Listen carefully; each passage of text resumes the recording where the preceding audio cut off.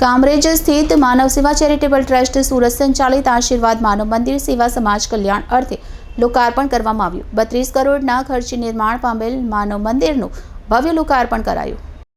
અતિથિ વિશેષ કેન્દ્રીય મંત્રી મત્સ્ય ઉદ્યોગ પશુપાલન અને ડેરી પરસોત્તમભાઈ રૂપાલા, ગુજરાત રાજ્યના શિક્ષણ મંત્રી પ્રફુલભાઈ પાનસેરિયાની સાક્ષીએ સંસ્થાના ભવનનું લોકાર્પણ કરવામાં આવ્યું હતું।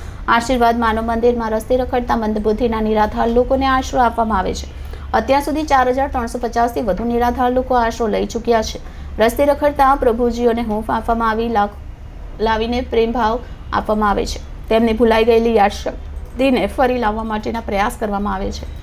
મંદબુદ્ધિના લોકોને પ્રેમભાવ આપીને સાજા કરી આજ દિન સુધી 2350થી વધારે લોકોનું મહારાષ્ટ્ર, ઓડિશા, રાજસ્થાન, ઉત્તર પ્રદેશ, તમિલનાડુ, બિહાર સહિત અનેક રાજ્યના તથા નેપાળના નિરાધારોને પોતાના પરિવાર સાથે મિલન કરાવીને નિજ પરિવારને સોંપ્યા છે।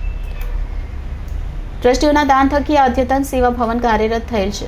સુરતના જાણીતા બિલ્ડર અને ગોયંકા ઇન્ટરનેશનલ સ્કૂલના ચેરમેન શ્રી મનહરભાઈ કાકડિયા અને તેમના મિત્ર ગોપાલભાઈ ડોકાનિયા દ્વારા ₹18 કરોડના માતબર દાન થકી તથા શ્રી અનુભાઈ તિજાણી અને જસમત વેડિયાના સંયુક્ત તેમજ યુરોફૂડ્સના મનહરભાઈ સાંસપરાના ₹1 કરોડથી વધુના અને અન્ય દાતાઓના સહયોગથી કુલ ₹32 કરોડથી નિર્માણ પામેલ આ ભવનમાં હાલ 388 પુરુષ અને 166 મહિલાઓ સહિત 554 વ્યક્તિઓ સંભાળ રાખી રહ્યા છે અને અહીં નાના મેડિકલ ઓપરેશન તથા ફિઝિયોથેરાપી માટેની પણ વ્યવસ્થા ઉપલબ્ધ છે।